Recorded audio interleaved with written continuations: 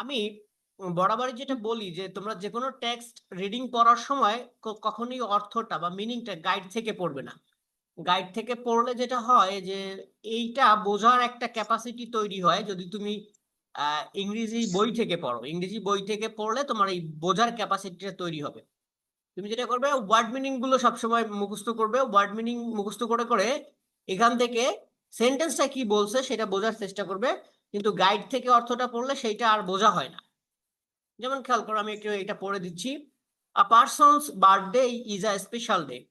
একজন ব্যক্তির জন্মদিন হয় একটি বিশেষ দিন। This is the date when the person was born. This is the date, এটা হয় একটা তারিখ। হোয়েন, যখন। হোয়েন অর্থ কিন্তু কখন এবং যখন। দি পারসন ওয়াজ বর্ন, যখন ব্যক্তিটি জন্মগ্রহণ করে। এভাবে যদি তুমি পড়ো তাহলে এই যে দিস ইজ দ্য ডেট, এইটুকু একটা ক্লোজ, তারপর when the person was born এটা আলাদা ক্লোজ। সেগুলো তোমরা বুঝতে পারবে এবং এটার অর্থটাও নিজেরা বুঝতে পারবে। তাহলে people around the world celebrate birthdays in different ways. People around the world, পৃথিবীর চারদিকের মানুষ, সেলিব্রেট উদযাপন করে, বার্থডেস জন্মদিন, ইন ডিফারেন্ট ওয়েজ বিভিন্ন উপায়ে।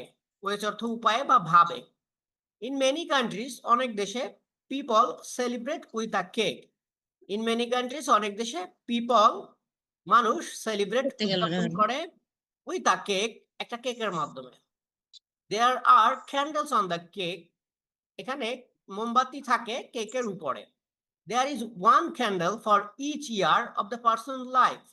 দেয়ার ইজ ওয়ান ক্যান্ডেল, এখানে হয় একটা ক্যান্ডেল, ফর ইচ ইয়ার প্রতি বছরের জন্য, অফ দ্য পার্সনস লাইফ ওই ব্যক্তির জীবনের প্রতি বছরের জন্য একটা করে মোমবাতি থাকে। পিপল সিং আ সং, মানুষ গায় একটা গান, ফর দ্য পার্সন ওই ব্যক্তির জন্য। তো তোমরা জানো কোন গানটা গায়। At the end of the song, ওই গানের শেষে, the person's blow out the candles, ওই ব্যক্তি, ব্লো আউট অর্থ নিভানো, দ্য ক্যান্ডেলস ক্যান্ডেলসটি নিভায়। এভাবে যদি তুমি পড়ো তাহলে এই সেন্টেন্সের প্রত্যেকটা ওয়ার্ডে বা ওয়ার্ডসে, গ্রুপ অফ ওয়ার্ডসে কি বলছে সেটা তুমি বুঝতে পারবে। দুইটা তিনটা ওয়ার্ড মিলে কি বলছে। ইন সাম কান্ট্রিজ, অনেক দেশে, দ্যার ইজ অফেন, এখানে হয় প্রায়, আ পার্টি একটা অনুষ্ঠান, ফর আ চাইল্ড বার্থডেস একটা শিশুর জন্মদিনের জন্য। দি চাইল্ডস ফ্রেন্ডস, শিশুর বন্ধুরা, কাম টু দ্য হোম আসে বাড়িতে। দ্যার ইজ স্পেশাল ফুড, এখানে থাকে স্পেশাল খাবার, লাইক সুইটস মিষ্টি। দ্য চিলড্রেন্স, শিশুরা, প্লে গেমস খেলে, খেলা, অ্যান্ড সিং এবং গায়, গান গায় আর কি। দি ফ্রেন্ডস অফেন, বন্ধুরা প্রায়, ব্রিং আনে, আ বার্থডে গিফট একটা জন্মদিনের উপহার, ফর দ্য চাইল্ড শিশুদের জন্য। দ্য গিফটস আর র্যাপেড, গিফটটি হয় র্যাপেড মোড়ানো, ইন কালারফুল পেপারস রঙিন পেপারে।